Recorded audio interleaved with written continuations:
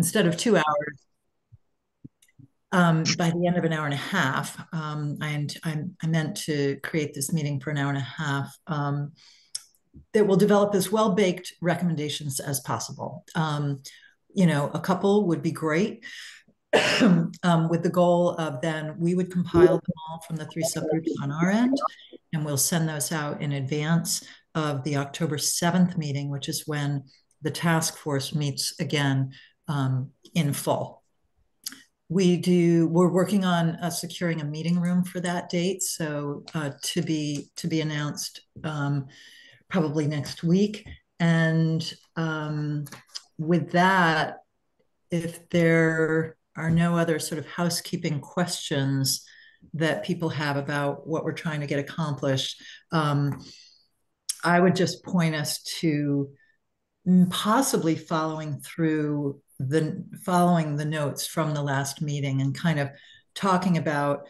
Miriam, I think, did a really good job of identifying the concerns that were raised at the last meeting and then beginning to identify a potential solution or recommendation associated with that. So I think if we touch on those major themes that have a dash by them in the notes, you could be providing feedback as to whether you think the notes under those circles are getting at a recommendation, whether we could be pulling some together.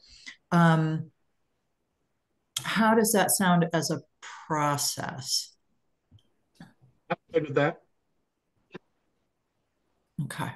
All right. Hi, Julie Marie. We see you now. Okay. So then where we left off the last time is there was a fair amount of discussion about just navigating and accessing existing funding sources, understanding what they are, and then figuring out which ones are most relevant to our circumstance. And so there was a discussion ultimately about developing a centralized database resource of some kind, filterable hub. If you look on the back page of the notes, you'll see fund the creation and maintenance of a database of resources, both funding and technical assistance opportunities. Does that capture sufficiently what you think is needed for to define the needs for technical assistance right now?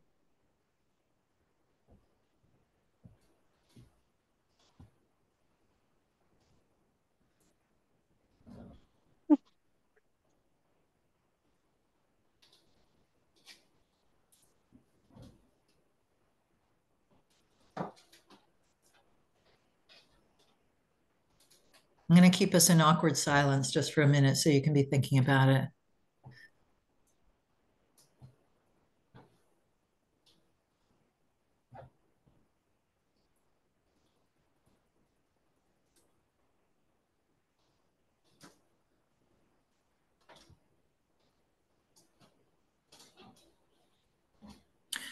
Go ahead, Bill.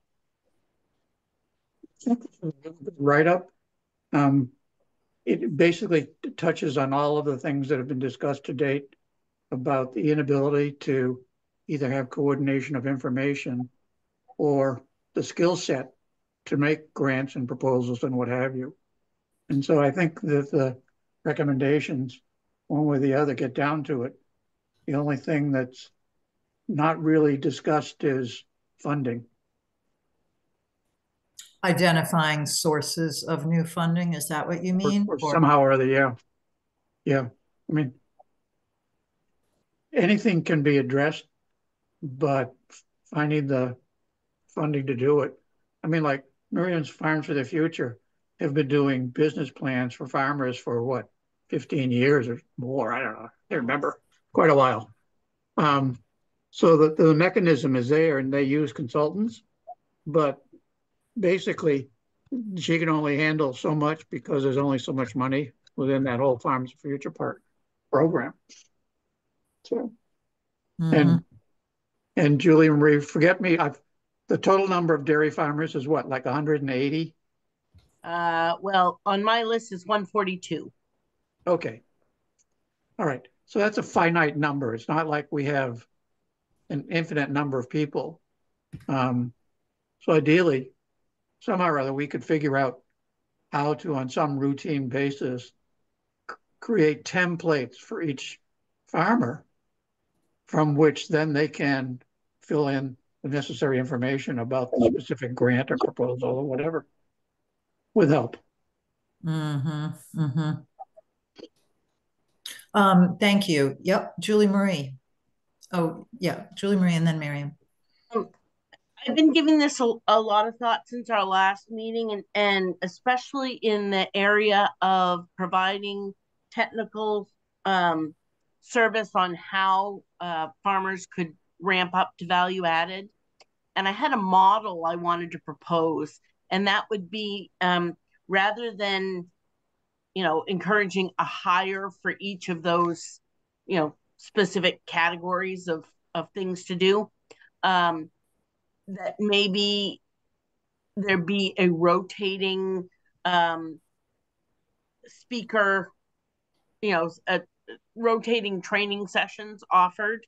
That might be something within the department so that you could have a training session on, um, you know, uh, marketing and branding, or type of equipment needed to sell pasteurized products to consumers, something like that. So the more specific, so that way we don't, within technical assistance, we don't have to be all things. We just have to coordinate all things, which would then hopefully free up some funding for what Bill is suggesting, maybe putting more funding into like Farmers for the Future or some of these other programs that have a already exist and have a proven formula and track record.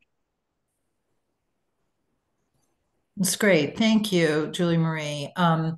Let me take Miriam and then get folks' reaction to what Julie Marie suggested. Miriam, go ahead.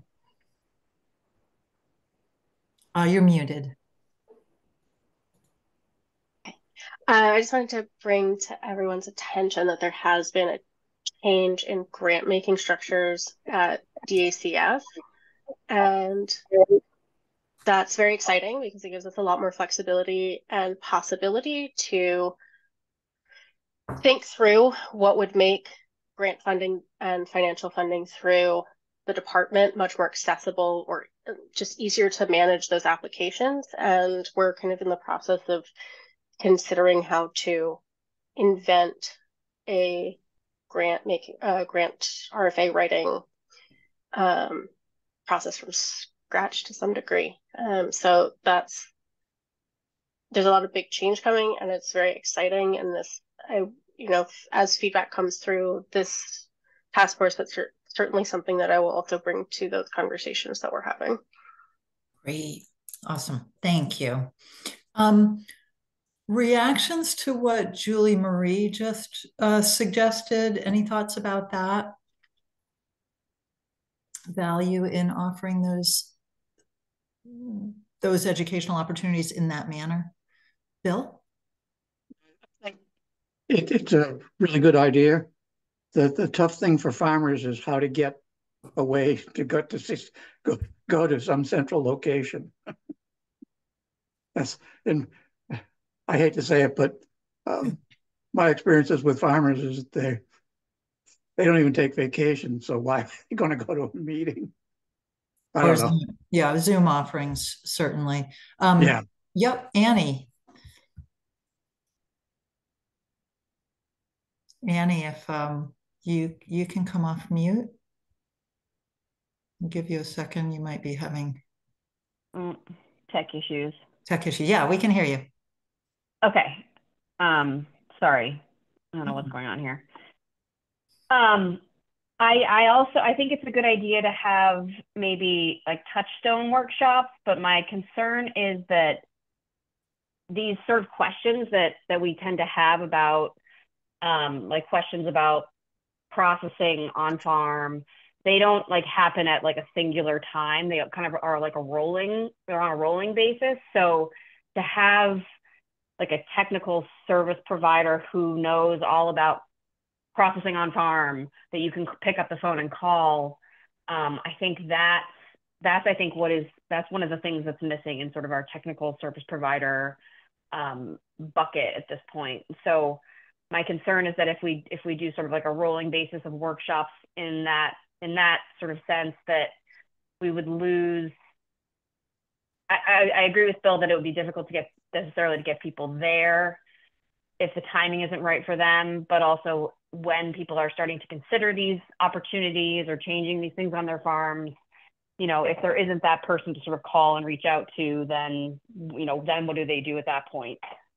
Yeah, it sounds like what I'm hearing is not either or, it's sort of both, and that perhaps both are needed and would be helpful. Julie Marie? Thank you. I think hand in hand with offering the trainings, what's also needed is a resource list of people, like what Annie's suggesting. If you have a question that comes up outside of these, who do you contact? Can we identify within our state network, our regional network, who are the go-to people who can answer? And they don't need to be government-based. They could be, anybody who is available for technical assistance. So that way, again, we don't have to be all things to all people, but we would be the conduit to get people the information that they need. Sure. Either on a spot basis or on a, for rotating general ed. Yes. Let me just ask a question for multiples of you, perhaps department staff, before I take you, Bill. I recall we had a call from a farmer who was looking for some grant writing support, and our ARD division was able to provide a list of resources of grant writers. However, we do not already have a list of technical service providers that we provide to farmers. Not really. Miriam? There are lists of all of the organizations that provide technical service. They're not super well maintained all the time, in large part because there is high turnover. People move from place to place, and that both makes maintenance really critical and more difficult. Sure. Okay. And I don't think they're super specific in what kinds of support and expertise exist. So I am referencing the main farmer resource network that Amanda may just put in. So that is a sort of group of organizations and ag service providers representing all of those organizations come together to discuss what we offer. But everyone has limited time and resources, and that's kind of that limit. Okay. Let me take Commissioner Beal only in my effort as facilitator to get new voices in the mix, and then I'll move to you, Bill. I'm not ignoring you. Go ahead, Commissioner. Yeah, hello, everybody.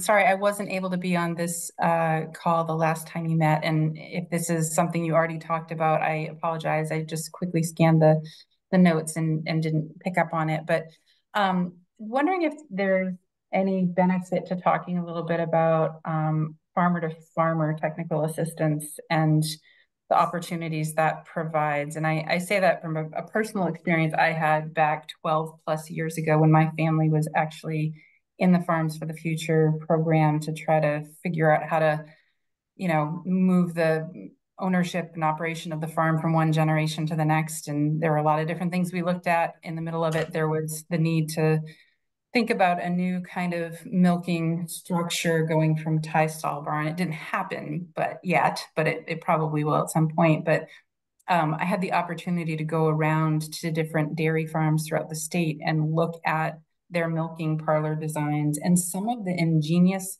like low-tech, really functional hacks that different farmers had come up with in terms of design, I just thought was pretty incredible. And I do feel like farmers are innovating and inventing and coming up with things all the time to make their lives a little bit easier. And do we have a good way to share that amongst farms, or a good forum to really bring that knowledge to the forefront, whether it's different types of equipment that are working well for them, or, you know, structural design, when they're thinking about investing in upgrading infrastructure. Just throwing that out there. Mm-hmm, mm-hmm. Great, thank you. Let's circle back to that, because I think if that were of interest to the group, for something like that to happen, it always requires some coordination to make it happen, you know, some staff time, if you will, or the equivalent of that. So let's think about that for a moment. Bill, and then Glenda. You're muffled, Bill. Kind of having the same problem as yesterday. How's this? Great. If you want real technical assistance, there has to be a fund somewhere that can provide stipends for PhDs in other locations. Like if you went to Cornell and had a 5-minute talk, I don't think they would charge you. But if you're trying to get into the nitty gritty and spend half an hour discussing a particular technical program, it might require some funds. Mm-hmm, mm-hmm. So you can extend the network through things like that, as long as there is an equal remuneration for their time. Sure. Yeah. Okay. Glenda. And in that same vein, like Annie mentioned, we don't really have a processing expert with time in our state. I think we have a lot of resources. Maybe they are at capacity and don't have time. And I think that's been some of the hurdle with some farmers is they reach out to a company that's in the state of Maine, but they don't have capacity. And then who's the next resource that they can tap into that would consider potentially working with them, not having funds for that resource can be challenging. And I've ran into this a couple of times because we also don't have like a good infrastructure or engineering person. And I always resort to John Porter, who's retired from UNH, but he's really our New England source for infrastructure. And what happens when John is saying, you know, I'm no longer taking clients, the infrastructure need is still there, but then that resource goes away. And there's multiples of that ongoing that's impacting dairy farmers, their ability to not have a resource, which oftentimes is one-on-one, like working one-on-one with them. Yeah. Okay. I didn't see whether it was Bradley or Annie who raised their hand first, and I'm not sure. So whatever you prefer. Annie, you go first. Okay, just to circle back to Amanda's point, the feedback we've been getting from the dairy seminar, which happens every sort of early April, is that the farmers who fill out our feedback form would like to hear more farmer to farmer sort of conversation and like a panel of farmers. So I think she's spot on in that farmers do want to hear from each other. The other thing that I know, at least that happens in our house, and I think it happens in Heath's house and a lot of houses, is that YouTube is a resource that many farmers use. I think that might be something worth exploring. That's how a lot of farmers are getting a lot of good ideas, and sort of they're innovating by looking at other opportunities that people are using on their farms. But I do know that this farmer to farmer resource is something it's not always easy to do, but when we put our parlor in, Mike drove around, looked at a bunch of other parlors and talked to different farmers about what worked on theirs, what wouldn't work on ours. And we basically home built our parlor. So that was a huge resource for us. And so for our dairy seminar, we are trying to incorporate, which we haven't really dug into this yet, Glenda. So let's start talking about it. But I think having more farmer to farmer conversations is definitely going to be a key part of our dairy seminar. So great. Okay. Good. Bradley. I guess two thoughts. One, I also wanted to say I love the idea of the farmer to farmer. I wonder if the organic, what was it, the top mentorship program that I believe is out of Mafka. I wonder if that's a model. I honestly don't know much about it, but it just seems relevant. And then I guess my second point was a colleague of mine at the Advanced Manufacturing Center at the University of Maine just sent me a job description for an agricultural engineer that is a joint Advanced Manufacturing Center and UMaine Extension. I'm sure some of you may already be aware of that position opening up. But I guess I just see that kind of opportunity. How do we make sure that we get someone really great in those roles, and how do we work as a network to sort of spread the word outside of Maine and inside of Maine and outside of Maine, and fill that role? I know that the Advanced Manufacturing Center, I worked with them with small manufacturing companies, and one of the things they really helped to do was sort of work individually with businesses to find engineering solutions that might not exist in the market, but are you know, it's sort of like enhancing the idea that I think it was Annie or Amanda was talking about, with farmers are already building their own solutions, right? And if they had that sort of engineering advisor to sort of enhance that, I think it could be really powerful. So just a thought. Yeah. Well, I'm hearing a couple of things. One is, in order to tap into a broader network of technical service providers, there may need to be a pot of money to get that level of attention and time.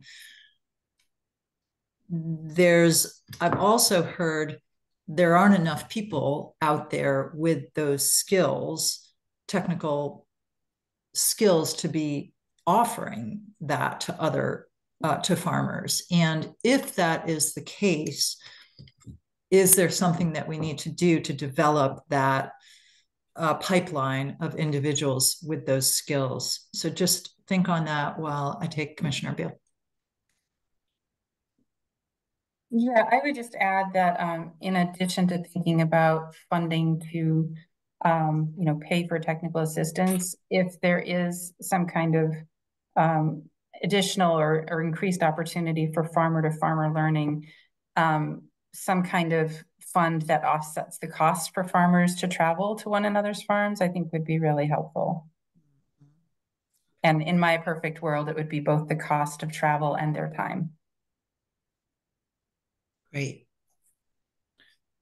Well, so thoughts on that question? Like, is there just simply a lack of, even if we had a pot of money to offer? Let's put the farmer to farmer issue aside for one moment. If you were talking about technical service providers, needs for those individuals, is it the case that there is a lack of those individuals with those skills? Miriam? I think that we can't probably answer this question as a big overarching response, but depending on the different area of expertise that we are discussing. So we've discussed needing business planning and financial planning support. We've discussed needing grant writing support. We've discussed needing infrastructure design and specifically processing capacity. I don't know if those are all of the 4 areas that everyone can think of, but those might be very different answers, and I imagine that they probably are. Mm-hmm, mm-hmm. Glenda. And I think so. Yes, Bradley, we did have an ag engineer, but they moved on, but it was tough to get them into the dairy space if they hadn't already had dairy experience. And another thing is a lot of the faculty that are hired tend to be new, and they just have overwhelming priorities to get to run in all different places. And so I think one of the things that we may be missing is that institutional knowledge that helps that person hit the ground running. And We just currently don't, I'll say, you know, I'll speak for extension, we don't have that right now. We're very green faculty. But I do agree that there are a couple of the topics that Miriam mentioned. Those are areas where we are lacking technical expertise. And like I mentioned, the case with John, it has to be very specific, because when applying for grant funding, a lot of the times it's a quick turnaround, right? I don't think farmers have a year to plan for this, and we need to keep things going. And so it needs to be somebody who already has some expertise and can move things along and follow through. I think that's the other piece we forget sometimes about, like, a lot of grants require a follow through reporting, and sometimes farmers need help with that as well. And so there needs to be technical assistance. Even when the award is granted, sometimes those grants require that. And so to be successful, the technical service providers need to build in time to then, you know, award was granted, great. Now, how do we make sure that the project was completed successfully? Yeah. Well, if you all turn to the second page of the notes for a moment and look at the draft recommendations that Miriam initially crafted, and you look at numbers 2 and 3, both of them are trying to get at the question of increasing capacity for technical assistance. Are those the right recommendations? I don't know enough about how the politics of university hires. I only know enough to know that it's highly complicated and difficult. And is that the most practical route to increase cooperative extension capacity, or to look at building technical support capacity through other means? And between that existing recommendation or a reworded recommendation and number 3, does that get at what solutions to what you all have been talking about for the last half hour? Miriam. I think also it would be helpful in that discussion to parse. I think you asked if it's the best answer and also if it's the most practical answer. And I think it would be good for us to probably answer both of those questions. What would be the best solution and what would be a more practical solution? Yeah, thoughts on that? Bill. Going from where Amanda talked about before Commissioner Beal, as well as all the discussion, one of the things that my prep school did was that they reached out to all the alumni and basically create a database of expertise of different alumni, so that as students are graduating and whatnot, and they want some direction, they're able to query the Alumni Association database and get multiple alumni who have the expertise in the area that they're interested in. So it sounds like this is a similar problem. Our problem is that and Julie Marie can answer the simple question. I have no idea whether anybody has ever had any development of the farmer resource, nor have we reached out and gotten readings on who in Cornell, who in Pennsylvania, UPenn, would be appropriate resources, and see how those folks can then be brought into the equation. Mm-hmm, mm-hmm. But it's really it's like one of the first things, basically coordination of information. First, you have to get the information in a form that can be dispensed, and then a mechanism for distributing it. And so I agree with Miriam. There are multiple things that are going on here, but all of it means somebody's got to coordinate all of this, because it's not just going to happen. Yeah. Miriam, and then Annie. Yeah, I think just to put a finer point on that and maybe help guide that discussion, what if we are considering databases of resources and databases of expertise and farmer to farmer expertise, what is the best and what is the most practical way to provide support for those things to be created and maintained is, I think, a separate technical assistance question that has to be kind of a specific role with whatever support is needed. Annie? You're muted. Sorry, thank you. Yeah. I don't think going through the university system is the most effective way to go about this, because I know that their funding mechanisms are all sort of shifting right now and out of whack. And I think, yes, they're hiring an ag engineer, and I think trying to give them as much feedback in that we would like as a community to have someone who has dairy experience.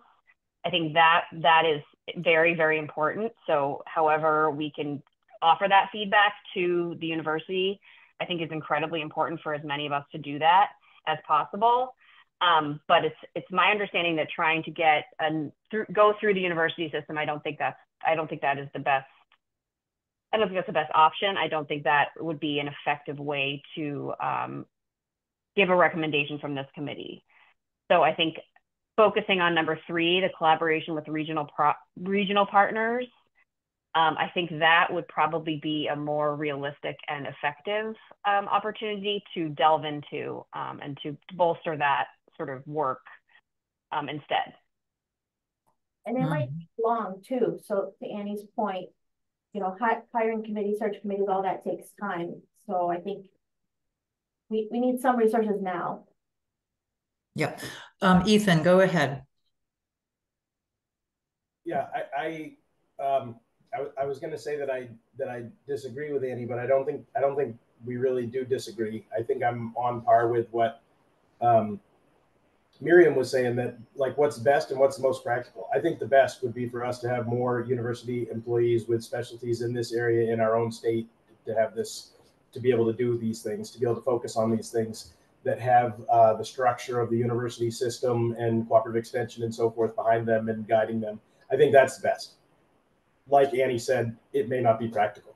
It may not be practical to do that. So then what's the next most practical? Well, what would be free would be like, or free, no, nothing's free, but like Bill's talking about, just try and coordinate what we already have and do a better job of organizing it and doling it out. But that's going to take time. It's not going to be great. We're going to get people in it that are not as skilled or as educated, or however you want to say it, as if we had our own PhDs here in the state. So somewhere in between, and spending some money, whether that's the university system figuring out how to work together with more people, allocating some money so that the people from UVM or the people from Cornell spend a week, a month here, or whatever the case might be, is probably shooting for the middle there. And I don't know how the university system works well enough to know if that's practical or not, but something like that, and or some sort of chair at the, I don't understand how that works, but I know that Farm Credit funded an economics chairperson at the university, so that we got some private public funding together to make it a little more palatable to the university. So I don't know how that works, or if some part of the dairy group here could say, yeah, we found $1 million to fund a PhD for the next 5 years, and then the university's like, sure, we'll take whatever we can get if you're paying, that kind of thing. Bill. Question for Julie Marie. When the different surveys are made, whether they're the economic survey or the cost of production survey, do they get any more detailed information than financials about? I remember you mentioning that they do demographics and other types of stuff, but do they do anything about what the farmers have in terms of a parlor, or other than counting the cows and saying, how are you doing? Is the information in the surveys extensive beyond answering the question of what it costs to do something? Do they go into what the equipment is that makes that cost? first of all, can anybody hear me? Yes. Yep. Okay, good, because my computer is freaking out over my audio sources. The study, the general survey that's done at the very beginning is just a demographic to find out kind of what are the hot button issues, what are the, what percent of farms do we have that are parlor versus Tysol, or it's really it's very generic. And then the in-depth part of the study really has been, for the last several, just focused on the cost of production, and that is mostly because there has not been the capacity to do more than that. Studies 20 years ago, before the tier program, had a lot of that information, had a lot more about the analysis of what was going on and what might be needed in the industry. But we've had to swap that information for cost of production because that's now the statutory focus. Yeah. Thank you. Heath, I'm just going to pick on you and see whether you wanted to add a comment, because I saw that you came off. I did, actually. I stuck my phone in my back pocket and came off video and audio. So, but I did have something to say. I just didn't want to interrupt. Go for it. So, I'm sorry I was late getting on, but so going way back to the conversation around farmer to farmer, that was, I mean, I don't think you get farmers on other farmers' farms. And then we talked about technical service providers and do we have somebody equipped to do that? It doesn't really take any other than people skills to get those farmers together and get them onto those farms. But that being said, most of the farmers that are already going to other people's farms, unless they won't go to other people's farms. And how do we get them? We can't handcuff them and get them off their farms. And I kind of go back to like the commissioner's comments around, how do we compensate them? And I don't know that money would compensate them, but we need to incentivize those producers to get off that farm and take a walk around somebody else's farm. And it doesn't have to be a good farm. We learn just as much walking around a poor farm as you do a good farm. You learn what not to do, what to do. And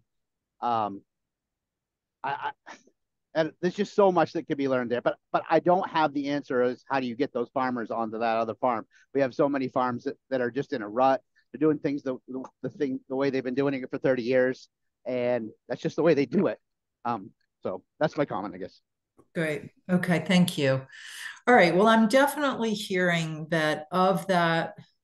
Let's skip over number 2 for a moment, because it seems to me that, I'm not sure that you all are wanting there to be recommendations kind of highlighting cooperative extension specifically, if that doesn't seem to be the best, most practical route for building that technical service capacity. I've definitely heard that we want to be adding a recommendation that has to do with supporting farmer to farmer networking and education, so we can figure that out. Is there anyone who believes that there should be a recommendation that has to do with increasing capacity within cooperative extension? I just don't want to omit that if you all feel like it is important in some other way. Miriam, and then Ethan.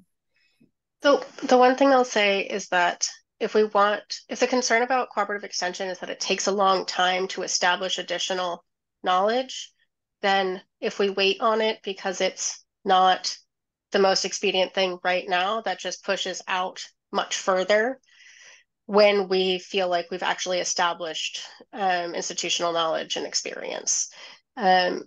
So I don't think that it's the only solution or the most practical solution for getting support to dairy farmers next year. But I think if we are considering a long-term longevity of dairy farming in Maine, then part of that is also making long-term investments in institutional knowledge. Great, well put, thank you. Others' thoughts, Ethan? Yeah, I would on that. I think what Miriam said is excellent. I think that is the gold standard. I think that is the best option for us. And it's not 100% that the university has just decided we're not going to have as much dairy specialists in the state. I think that's a little bit of it, but the rest of it is just that we had a big turnover all at once, you know. And back to that chair thing, which I don't know exactly how that works, but if we did something that we said that and it was a 2-year term or a 5-year term or something, we might get just the right person. We might get somebody who's close to retirement and isn't looking for something different because they're not sure what they could do, you know, at the end of their career for just a few years, but it might attract them and be like, oh, that has an end date. Yeah, 5 years is the time span I'm thinking. And maybe we get somebody with some of that institutional knowledge or experience that comes and bolsters what we've got right now. Because I've been thinking about this at Farm Credit, but all businesses are that. We talk about this brain drain of a whole lot of people retiring all at once. And we don't just need to replace those people. We need to replace like 20% more than those people so that we can figure out all that stuff again and help reinvent the wheel on the institutional knowledge that we're losing. And I think that's probably a little bit where we are in dairy in the state with cooperative extension. We lost 2 and we needed to hire 3 for a while. Thank you. Julie Marie. Thank you. With regard to cooperative extension, I want to, when they had the kind of grand ceremony to celebrate construction of the new the new robotic milking parlor up at the Witter Farm. If I understood correctly, the dean said that there was going to be a goal of doing dairy processing and things like that. Now, granted, that's on the experiment station side, and we have to remember that there's divisions in all of this, and they're sometimes very political. But it might give a little bit more weight behind pushing for another extension person, because if they are going to be doing that processing, they're going to need those advisory resources, and they don't exist. So, I mean, we can kind of couch this and play to what's already going on or being talked about at the university. Like, I don't know any details about what they're going to do for processing. I just know it was a comment made. So sure. Whether Glenda knows anything or more. The other thing is I had a meeting this morning with the new dairy workforce specialist at Eastern Maine Development Corporation. And that's a person that came from a grant or congressionally directed spending that MDIA got. And that person, they finally got a person in there and getting things off the ground. And so with that starting, there might be opportunities to dovetail into that expertise. I think the challenge is the Maine Farmer Network. We've got the framework on there. Somebody said it's very labor intensive to keep it updated. So that's one thing. And it lists lots of great groups, but the groups don't necessarily reciprocate a listing to direct people towards the Maine Farmer Resource Network or to describe what it is. There's also, we're talking about very dairy specific. So maybe within that, we need to be putting together a dairy subgroup list, so we have some of those resources. So sorry, I just had a whole bunch of things I had written notes on, and I just spit them back at you. Yeah, no, that's great. Thank you. Glenda, go ahead. So I just wanted to add to that. Yes, Julie Marie. So, like Cooperative Extension and the School of Food and Ag are different colleges. So I just wanted to note that. And like we have different divisions, but work together and overlap on a lot of capacity. So I have a dual appointment. I don't only work in extension, I also teach in the School of Food and Ag. And I wanted to say that I think we could use an external voice here at the university, and I can't sit in every meeting and in every room, and so it can sometimes get hard to say, you know, my life would just be meetings, and I do no work. But to be, so I love if there is somebody, and I approached Annie about maybe potentially finding somebody, in addition to the Board of Ag, being in more meetings with Dean Hannah Carter, Dean Diane Rowland, regarding sort of these new building and infrastructure things that are happening here at the University of Maine, and how they can build in a dairy component to support our industry. And I think that's been lacking a little bit. And I try my best, but I can't be in all of those meetings. So I think we would benefit from an additional person, outside of just the Board of Ag, kind of whatever that looks like. And I'd be happy to facilitate an introduction and anything like that. But I think we need that person. Thank you. Yeah. Okay. Thank you. My instinct is to turn to, I know we have a couple of public members listening in to see whether there is any input that they would like to provide. And then I'm going to circle back to those 4 draft recommendations on the second page to offer up some suggestions on how we might alter them based on this conversation today. Any remarks that any public members would like to add into the conversation?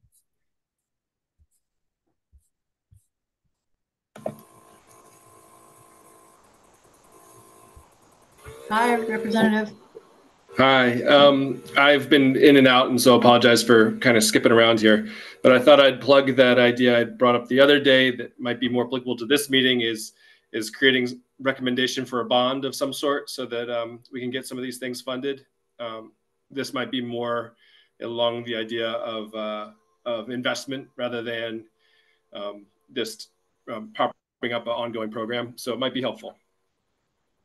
And can you just say a little bit more about your thoughts of the focus of a bond, just so that on the drafting side we're clear about that, if others agree with that concept? Yeah, and can you hear me all right? My earphones aren't working. Great. Very well. So the idea being that if in a world where we don't see funding materialize for the tier going forward, we need to create like a jigsaw puzzle of grant programs and loan programs and opportunities for farmers to piece together the support they need for the dairy industry. And so having a pot of money that we could pull from that didn't require going back to the appropriations table every year, asking for additional funding for dairy farmers would be great. And it would kind of pull us away from the general fund in a way, and that could be really helpful, I think, for when we're looking at legislative efforts. Great. Thank you. Thanks. Thank you. Yeah. Any other public members wanting to make comment? Go ahead, Jenny. Hi, thank you. I'm sorry I was unable to join earlier. So I apologize if this was mentioned already with regards to recommendations. I know in the notes there was some mention of younger or newer entrants, but I would like to hope that there would be a focus and a prioritization in the recommendations that would focus on investing specifically in those who would be new owners, whether they have experience or not. I know that's often, they kind of get lost in the shuffle. Everyone thinks if they've been on the farm their whole life, then they obviously know everything. I can guarantee that's not true. And I think that when you're talking about the future, you have to invest in it. And that also includes in the people who will be operating and functioning in the future. So it would be, I think, beneficial if there was focus, and if it's already there, that's great, but it would be great to see that articulated clearly and demonstrated in the recommendations as a farmer with a future generation and wanting to make sure that they don't think they are supposed to know it all, because they definitely don't. Okay, thank you. Want to make sure that I'm checking for anybody else online. from the public? I think not. But just pipe up if I've missed somebody there. Bill, go ahead. We start talking about funding and money required and whatnot. There are two distinct things. Jenny brings up a good point that one of the things when we started having discussions about transition, one of the things is that it's almost impossible to get halfway decent economical money to make a transition. And the existing mechanism of agricultural loans are both limited and, from what I've heard people say, fairly difficult to acquire. So somehow or other, we've got to take a look at the difference between operational type funding and long-term or investment type funding.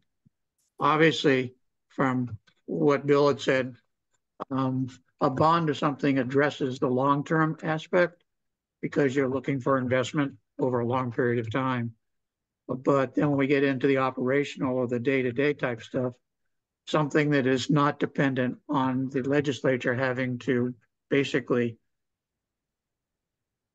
adjudicate among competing interests.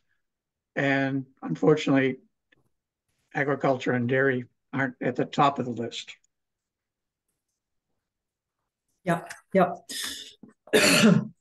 All right. Well, I'm, my job is to get you to closure, at least at this chapter, because this is your last meeting as a subgroup. The rest of the conversation will happen in plenary, if you will.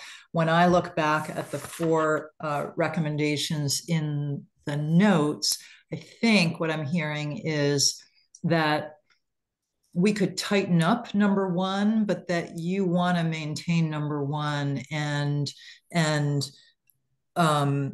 make sure that there is some kind of centralized resource that enables farmers to understand what resources exist and which might be best suited to meet their needs. I think I'm hearing that you all think that would be best housed in the department, but that's a big question mark in my mind as to whether that I was hearing that correctly, Miriam? I would say from my perspective, there's a couple natural options for how to grow capacity at existing structures. One would be to provide external funding to MFRN in the form of a grant in some way, so that there is sort of dedicated FTE that exists in all of the organizations that are participating, but that they can afford to spend the time and money on actually paying for the resource to exist. Another option is that the division that I work with is actually titled Agricultural Resource Development. And so it feels like a natural fit, and it's something that is technically our task. But at this point, I would say most of the staffing has so many specific programs that we're in charge of that it's not happening. And there's a lot of other data management stuff that isn't happening because we just don't have the time.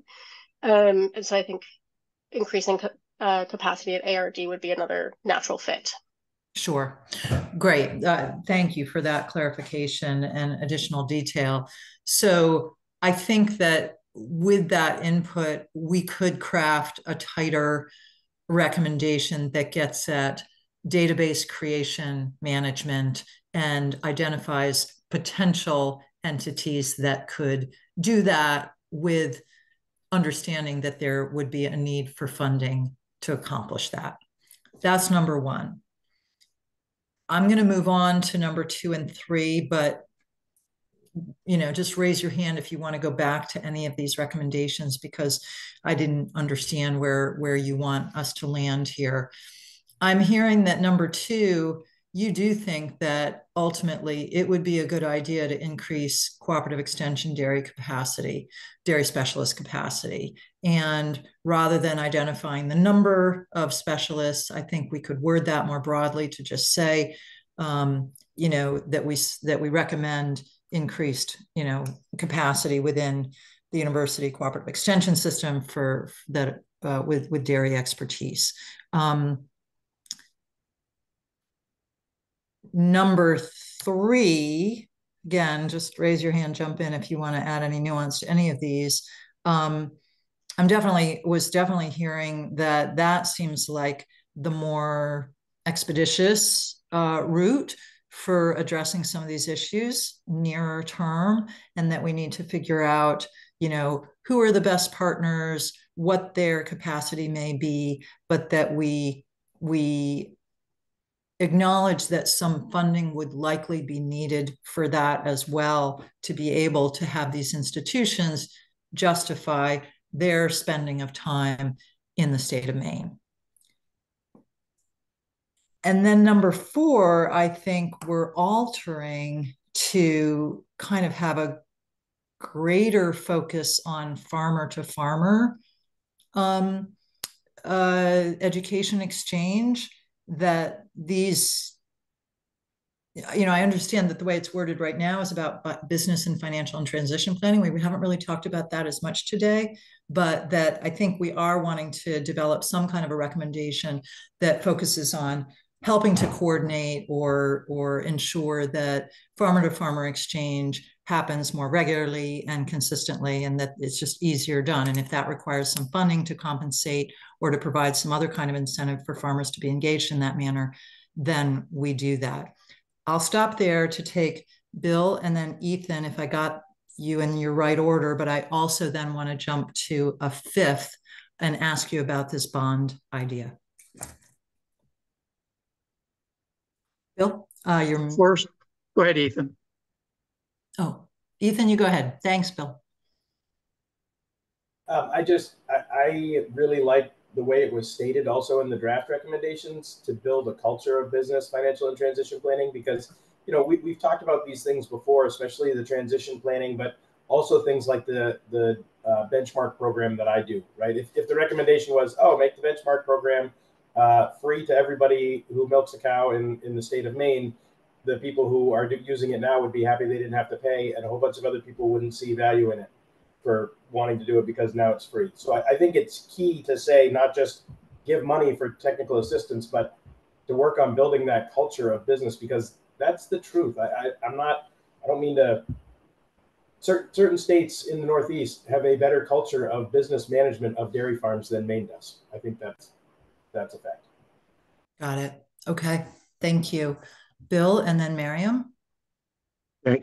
First, I agree that the number 1 is really a basis, but I see that overlapping on all the other things. Because if you're going to do number 1, there is the database, or there's the database, there's a communication to the audience, which is the farmers, then there is the maintaining of that, and then there is the acquisition of the data that's going to go into that database, all of which require different expertise and all of which require money.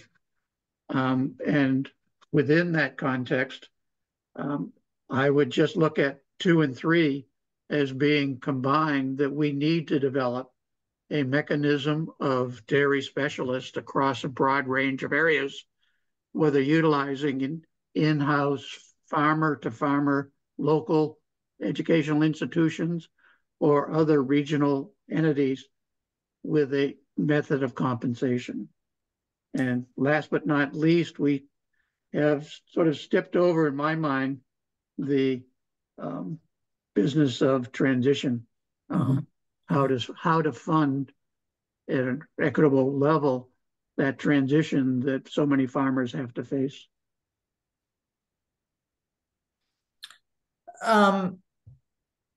Miriam, sorry, I almost forgot. Yeah, go ahead. I just wanted to ask about the structuring of how we want to write this 4th recommendation.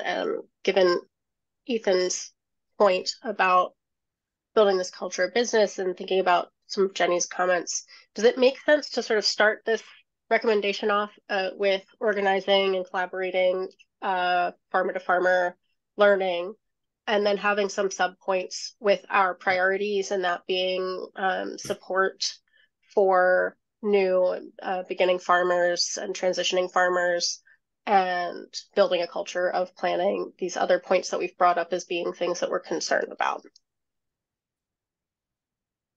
Yeah, thoughts on that?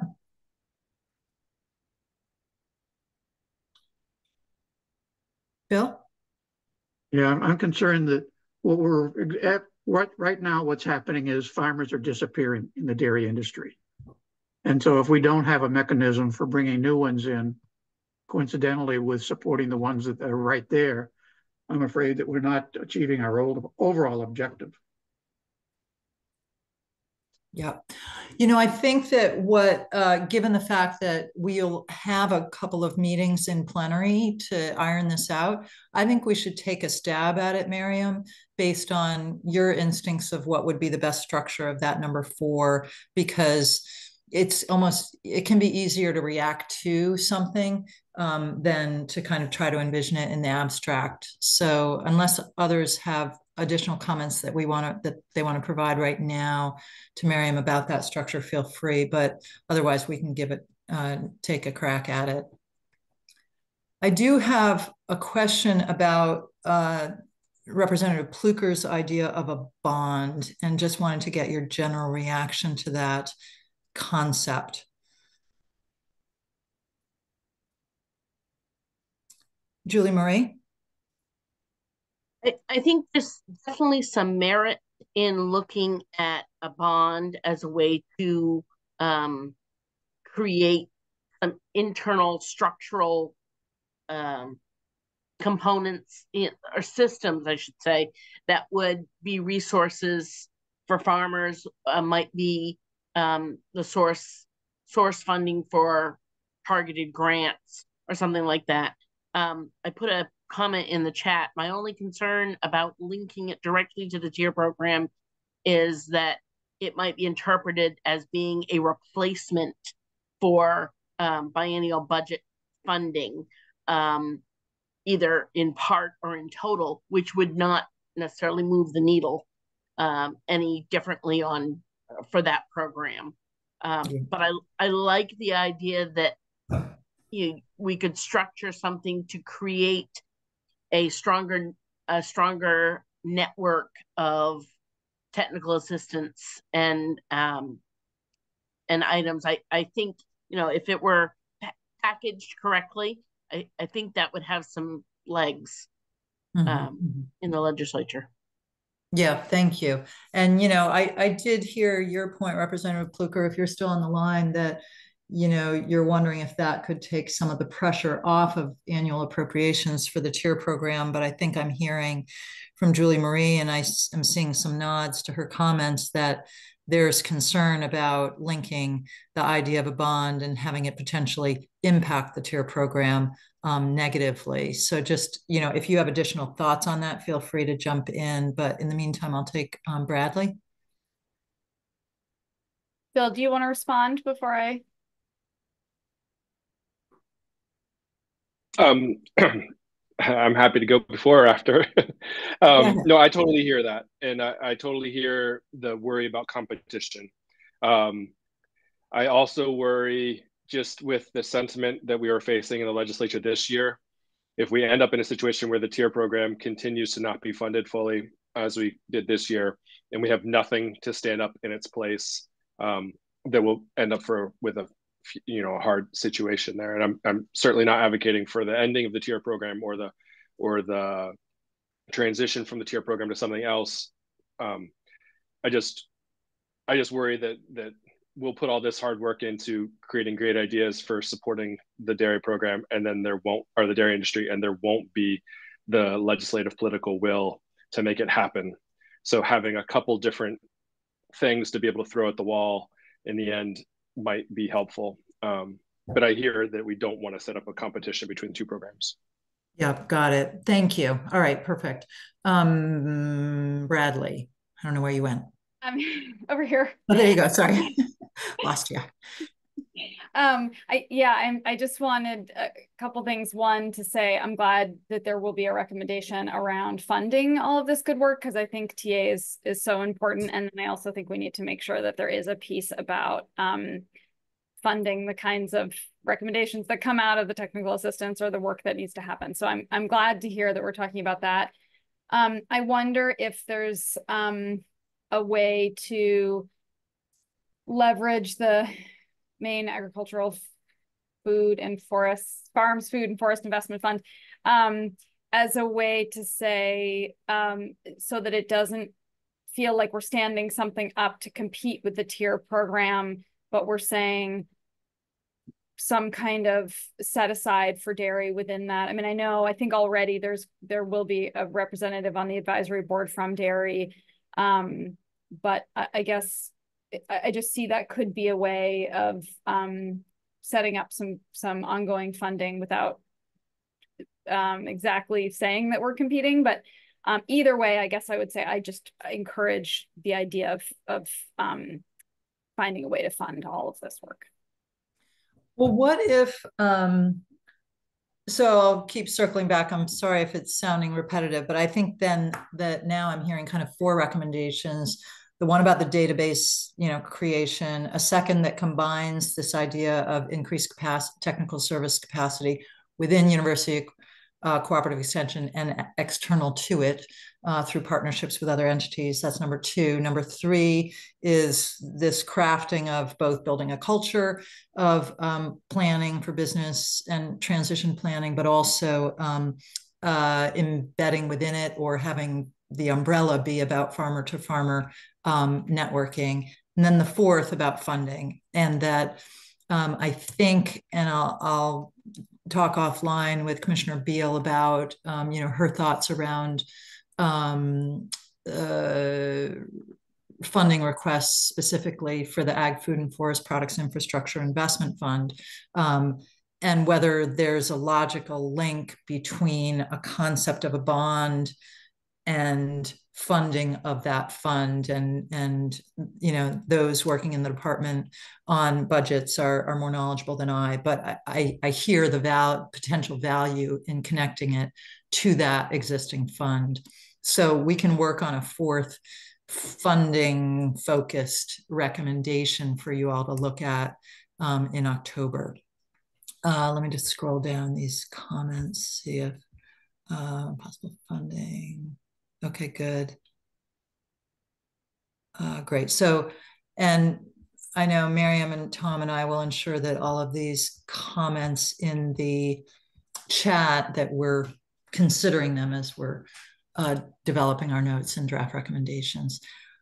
What have we not talked about that you had hoped to talk about, or you think that we ought to be before we finish up?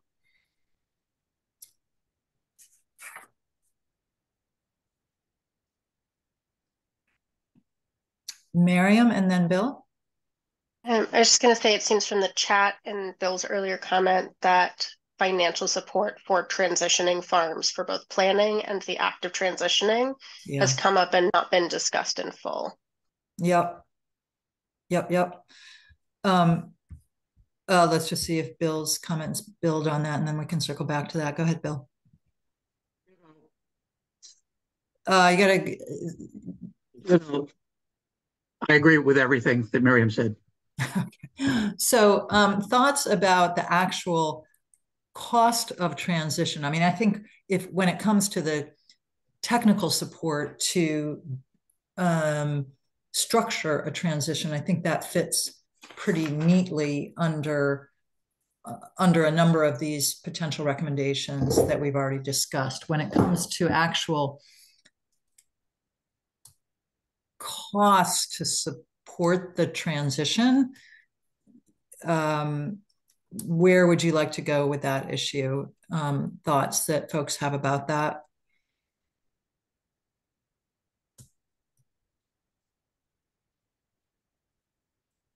I don't know what those costs look like, and maybe somebody could help define them a little bit better. Bill, go ahead. There are a lot of older farmers who, for whatever reason, have to get out of the farming business, particularly in the dairy thing, which is so work intensive.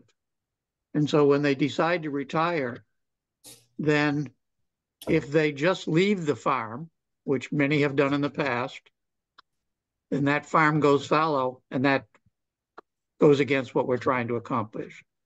So to be able to purchase a farm in a transition much as Jenny had alluded to earlier, there has to be money available to purchase that farm. And whether it's $200,000 or $2 million, the mechanisms on the general commercial lending market do not lend themselves to that in an industry which is tightly competitive and declining. So people trying to get into the business have no good way.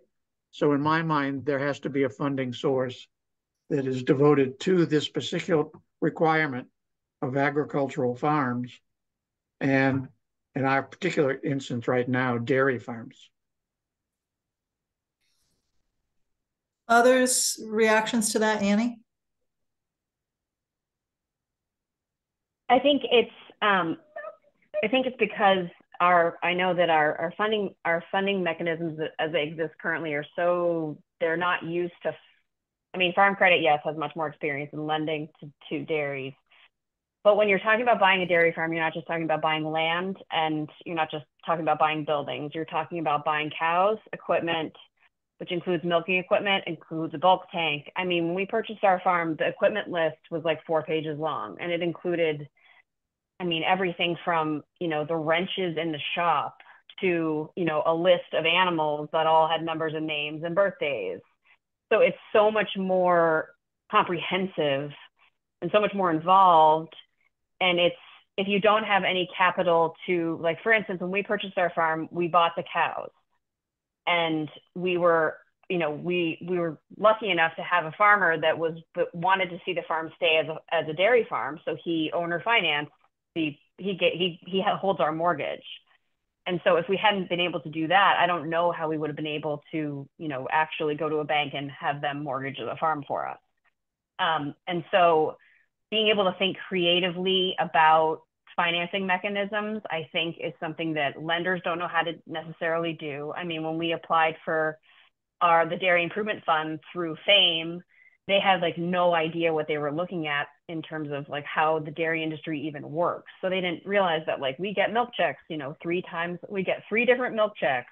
These are what our milk checks look like. The first 2 are advanced checks, and the third is called the cleanup check. I mean, there's so many like step-by-step things that people just do not understand about the dairy industry if you're not working as a part of it, that I think it's almost like our lenders need sort of like a financial education about it.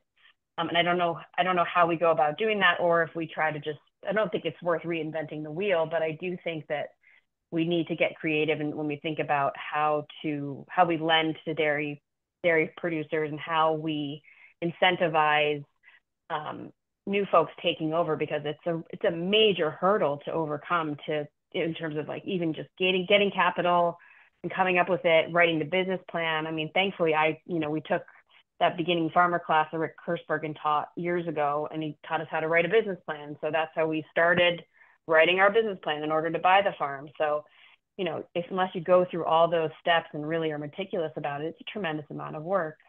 And that's just for somebody trying to buy a farm not from somebody that they're related to. So, I mean, it's a whole nother gamut of, complications if you're trying to buy from someone that you're related to. So I think incentivizing both for the buyer as well as for the seller in terms of tax breaks, or, potentially if you get get higher up in a grant cycle or some sort of, I think incentives are key. And that's a relatively easy way to help support transitions. Great, super helpful. Thank you. Ethan. Yeah, so I had a couple of things I was going to say, sort of more similar to what Bill said probably than what Annie was talking about. But I think, like any small business, lots of times the dairy farm ends up that the owner has invested most of their money back into the business. And so now they're stuck. If they want to retire and have some funding for retirement, they've got to sell the business and get enough money for it to retire, right?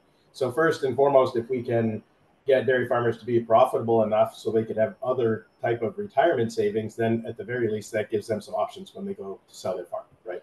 So then the second part of that is some people planned it that way and their plan was to sell the farm anyways. I use this like the software the software company model, right? Those people try and build up their company, make it as valuable as possible, and sell it to Google or somebody like that. Like, that's the whole point. They do not intend for their software company to run for 6 generations the way dairy farmers do, right? So there's a few dairy farmers that do that, and you're not going to change that. They're going to try and sell it for the highest dollar. Maybe it's for developments, whatever it might be, when they're ready to sell. On the other hand, you've got people who are stuck, who have put all their money back into their farm. They want to get it to the next generation. The next generation wants to farm it, but they have to have some mechanism to fund their retirement. And the only way to do it is to sell that farm at or near market value, which the next generation doesn't think they can afford to pay that and run it profitably, right? So that's the sort of the second issue. Then even if you are able to do all of that, so you can give the next generation a discount because you want them to run the farm, and you've got some other retirement savings, so you don't have to get full price for the farm, then it's probably going to cost you. Everybody cringes at this and thinks they can do it cheaper, but it takes a couple of years, and by the time you add everything up, it's $20,000 to $30,000 in lawyers' fees and all kinds of other stuff, just changing deeds, changing titles to vehicles. There are some taxes involved sometimes, especially if it's not planned correctly. Never mind the fact that if it works out that way and the senior generation that's selling needs to plan well in order not to pay a whole lot of income taxes when they sell the farm. And owner financing it sometimes works out great, but you have to owner finance the right things in order to spread out the taxes. There's no avoiding the taxes, but you can spread them out a little bit. So those are the things in my mind that I help people with when we do sit down and really try and plan this out and talk about it. Yeah, it's great. Well, then I think I am hearing that you would like a recommendation developed that speaks to this issue, something. I'm not even going to attempt to draft it in real time, but that provides either that identifies the need for funding to incentivize in some manner both buyer and seller to enable a transition to happen. And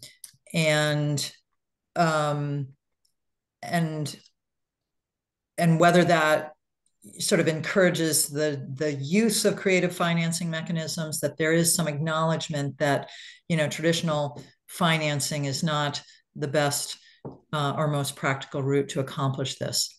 Miriam. One of the things that comes up for transitions is, and Ethan brought it up, is just that farmers don't have often a retirement fund. Some of that has to do obviously with not having sufficient profit to build that fund. It does feel like there are other barriers, and I'm wondering if anybody has thoughts on what those, if there are other barriers and what they might be. Do you have particular ones that you're thinking of, Miriam?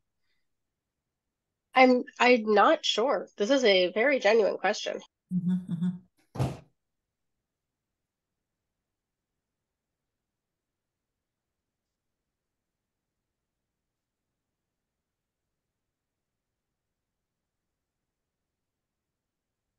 Annie?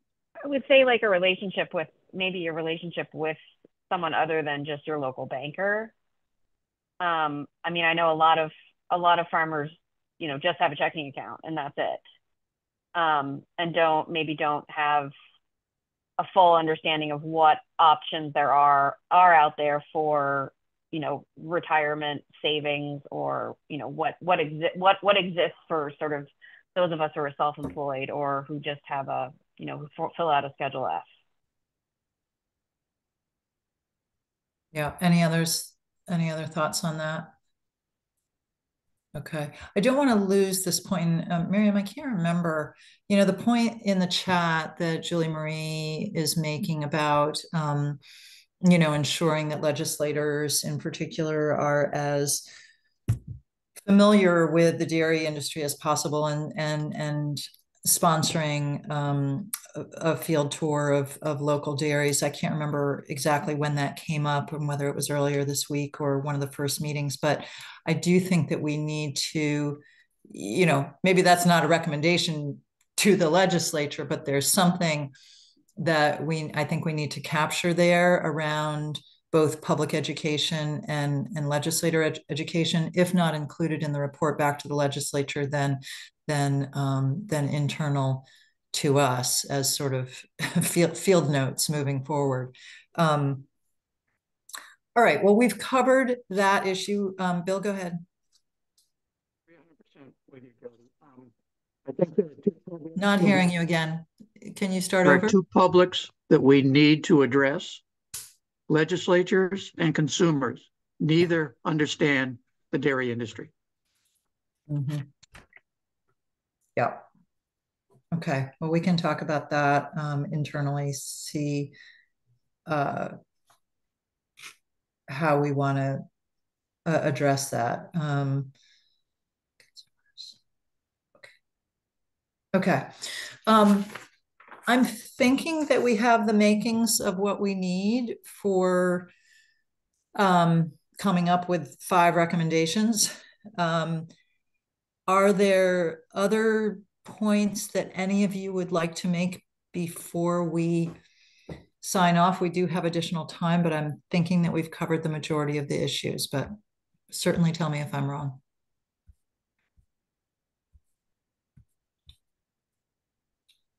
Okay. All right.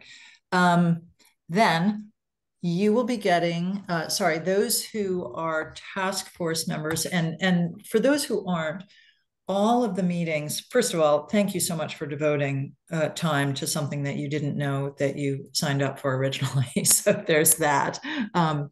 There will be monthly meetings starting again in October. There'll be 1 in October, 2 in November. I think we decided on 1 in December. So we'll review those final meeting dates at the October meeting. But anyway, point being, all of those meetings are open to the public. We do have a web page. If you'd like to either be there in person or Zoom in, there is opportunity to do that, and you're very welcome to do that. And we welcome your ideas. For those who are on the task force, again, the meeting is October 7th. We'll let you know where it's happening. It's from 11 to 2. And by